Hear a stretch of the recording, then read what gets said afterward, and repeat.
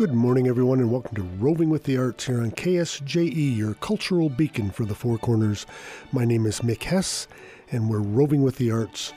Today I'm going to be talking to Glenn Perica about music in religion, and I hope you enjoy this short interview. Our discussion will include some background information about church music as experienced by my first guest, Glenn Perica. And next week and the week after, I have another couple of guests to join this discussion. Much of the music that we hear today, even in classical settings, is religion-based in the sense that many of these composers wrote big works for various church functions at the time of their composition. My first guest is Glenn Perica, who used to be the minister here in Farmington at the Presbyterian Church. He and his wife have moved back to Fort Collins now, but is also continuing to serve in a church there. Glenn, welcome to the studio, and tell us a little bit about what you're doing. Good morning, Mick. Thank you. I was excited to receive your invitation to come in and talk about the music that we hear in our churches, regardless of our denominations. And so every pastor has their favorite kind of music, and we hear a variety of music in the churches here and elsewhere. And so it's a good topic with lots of opportunities to say and talk about worship music. Well, Glenn, why do you think music is important when I use the word contemporary, I mean today's services?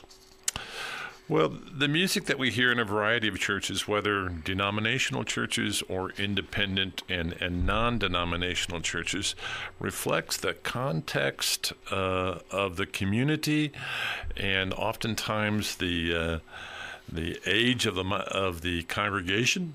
So you get a great deal of contemporary music in non-denominational churches, and you tend to get more traditional music, congregations singing out of a hymnal, in sort of the mainline Protestant churches. That's one of the main differences now. And do you feel that music is a really important aspect and part of a typical traditional church service?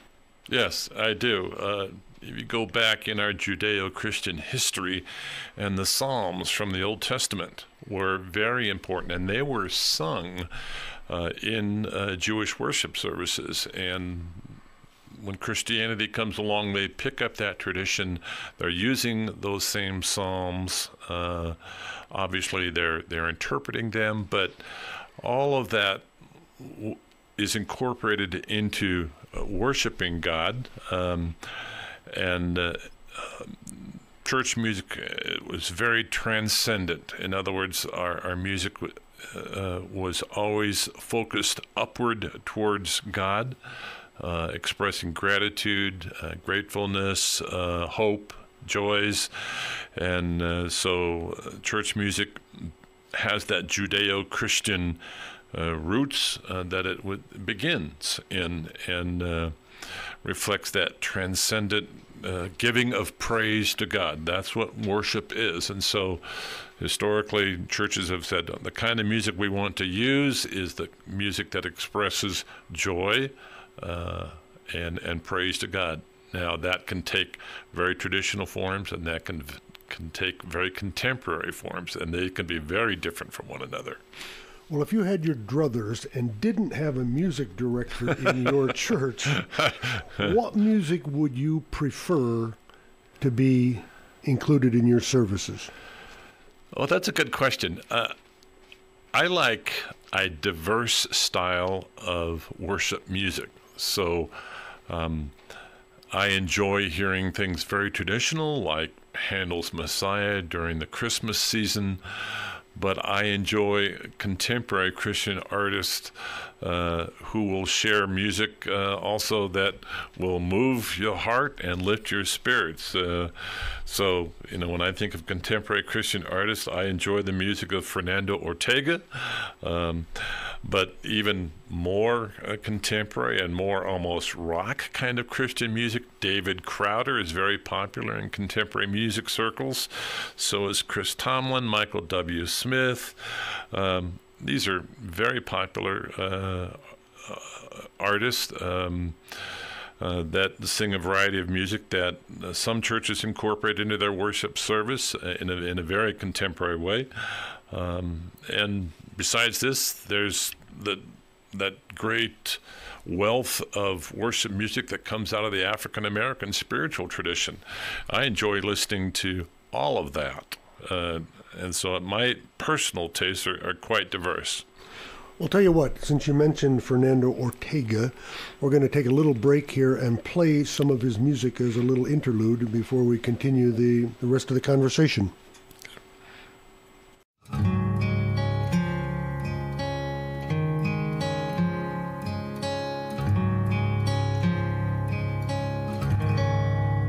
In the morning when I rise, in the morning when I rise, in the morning when I rise, give me Jesus,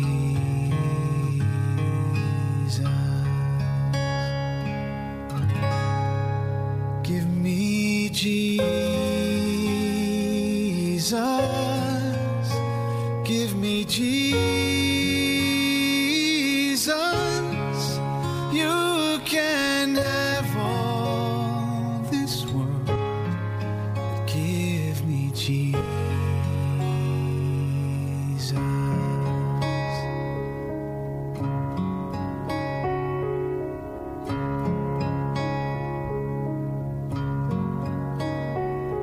And when I am alone, oh, and when I am alone, and when I am alone, give me Jesus,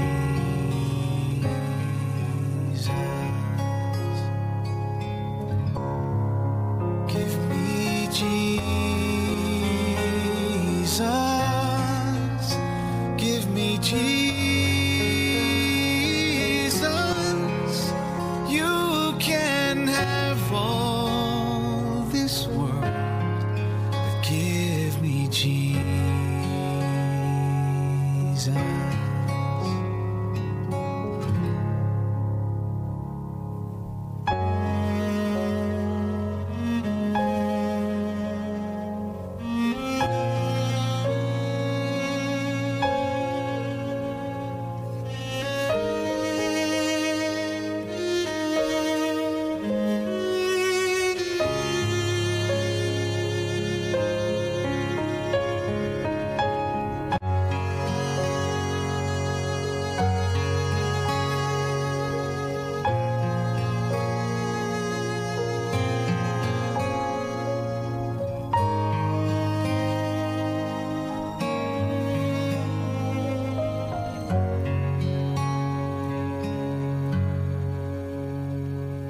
And when I come to die, oh, and when I come to die, and when I come to die, give me Jesus,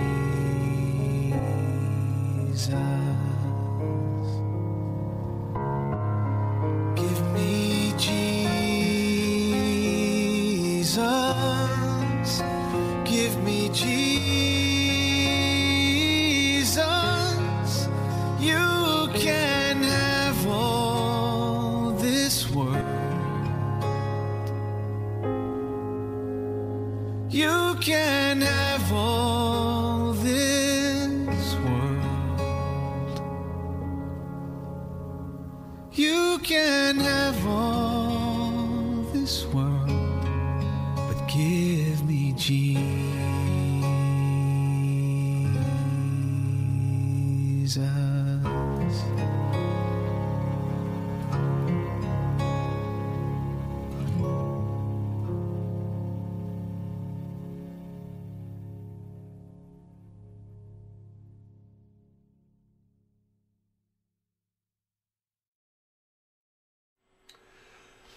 So, Glenn, a question that I think interesting is how long. First of all, how long have you been a pastor? Close to 30 years. 30 years. Okay.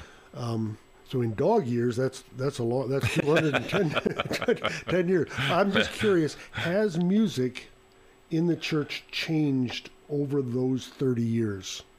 Well, I would say yes, it has. I was trained in a very classic mainline seminary, and so in our tradition, Presbyterian Church, singing out of a hymnal, very classic, very old hymns, was what we were schooled in, educated in, and so when I began practicing ministry, serving a church first in Fort Collins, we were singing exclusively out of the hymnal. So, hymns like "Amazing Grace," "How Great Thou Art," those are classic hymns for an older generation, and older hymnals. Folks remember fondly the hymn "In the Garden." You hear that frequently at funeral services, for example, of older individuals. But over time, what I've seen, and I think the contemporary music scene began to unfold during my time as a minister, and you had Christian artists starting to produce music that was being played on the radio and sung, and churches picked up some of that music and brought it into the church. I'm speaking of mainline churches doing that.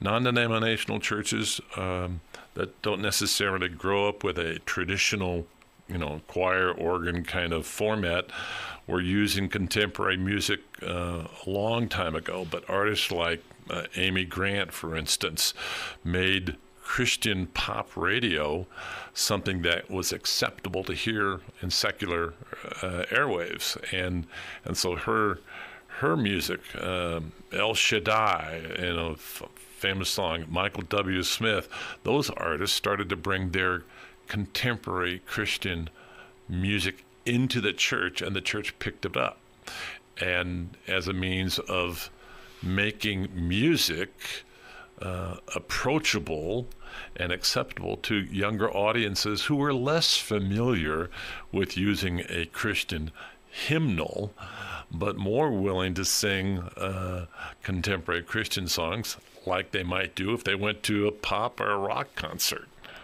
Speaking of rock, did you ever listen to Jesus Christ Superstar? Right, great example. Yeah. Great example of music that the broader audience, whether you were Christian or not, you were exposed to because it was commercially available. Yeah. I saw that on Broadway once. I was just totally blown away.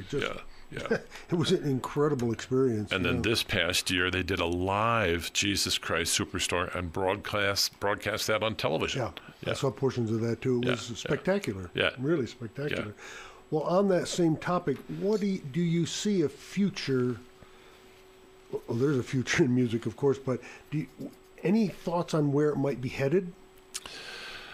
Well, I think Christian music in the future, and I'm speaking more of contemporary Christian music right now, will continue to reflect the context and the racial ethnic background of the churches or worshipers that are looking for something to sing and are in non-denominational churches. So it won't be exclusively what you hear in church, because I think there are still millennials and other people who, while appreciating contemporary music, are turning back to some of the traditional music and wanting to hear that. Because church music, one of the great characteristics, in my mind, of music that I want to use in church is lyrics that are meaningful with a hymn that is singable. And there are hymns that have great words, but the tune is not good. Or there are hymns that have great music and the words are just a bit awkward. So,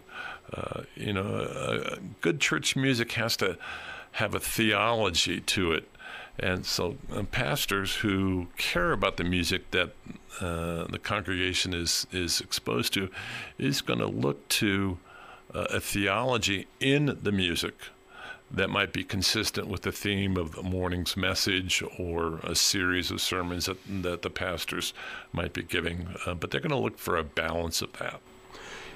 My experience in churches typically are the Methodist Church and the Presbyterian Church. Mm-hmm.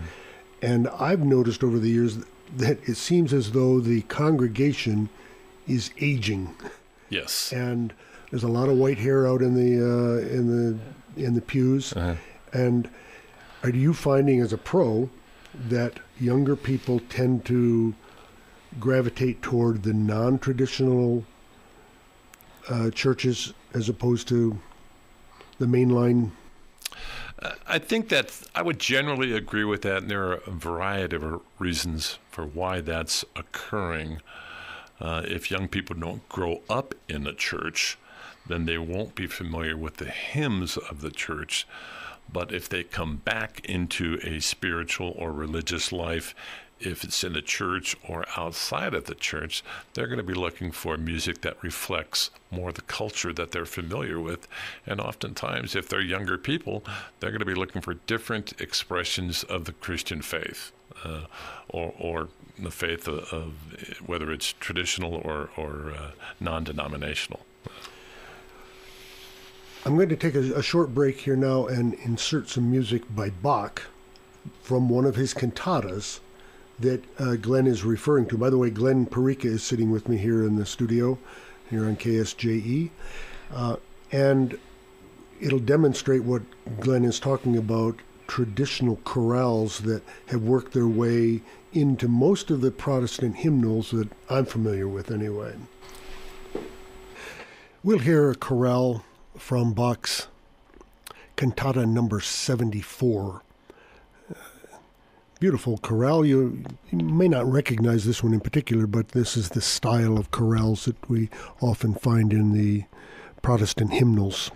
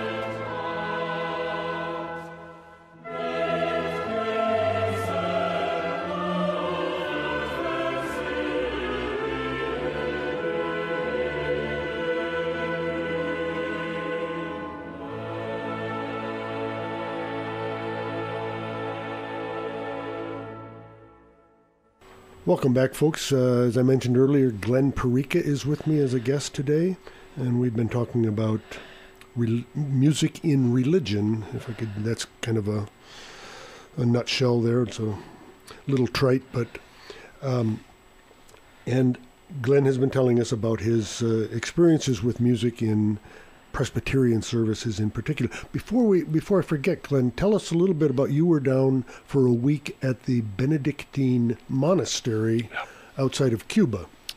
Right. It's near Ghost Ranch. It's Christ in the Desert Monastery. I've been going there many years. And at that monastery, monks sing the Psalms in Gregorian chant style.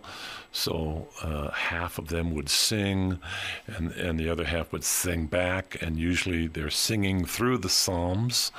And so that's one style of music that you would not hear presented that way necessarily in a mainline Protestant church, but the monks have sung in Catholic churches in New Mexico, and I know they've come and sung at the Catholic church here in Farmington. So you find it inspiring to listen to that kind I of music? do, because it focuses exclusively on the words in the Psalms, and I get lifted up. It's back to that.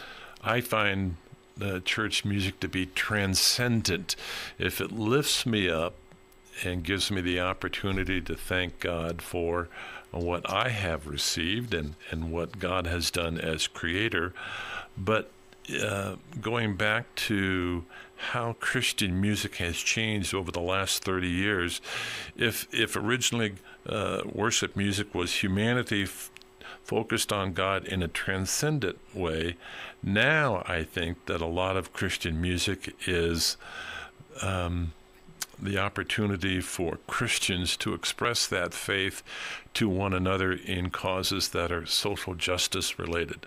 The gospel that we know compels us to respond to what God has done, and we can respond to that now in songs that talk about service and justice issues, freedom from oppression.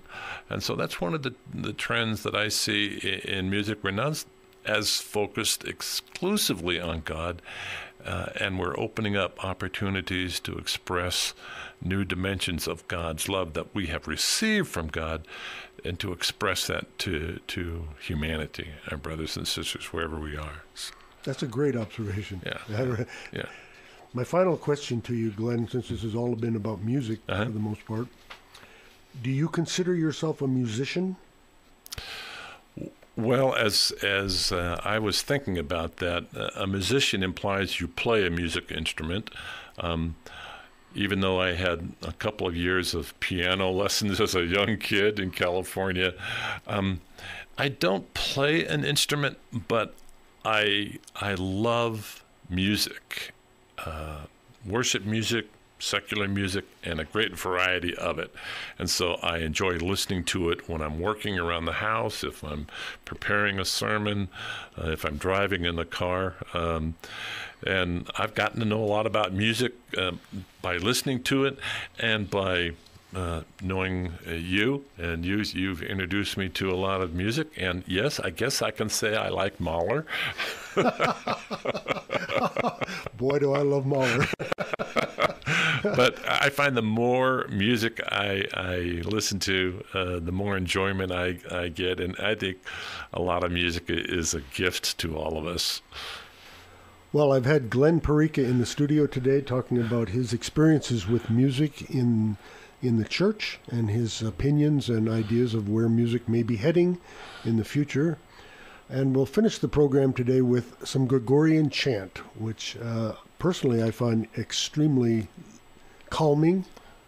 And it comes from a long time ago, and yet it's still with us, which I find very interesting. It can be 500-600 years old, and people are still performing it. So thank you very much for coming in, Glenn, and safe welcome. Travels. Thank you.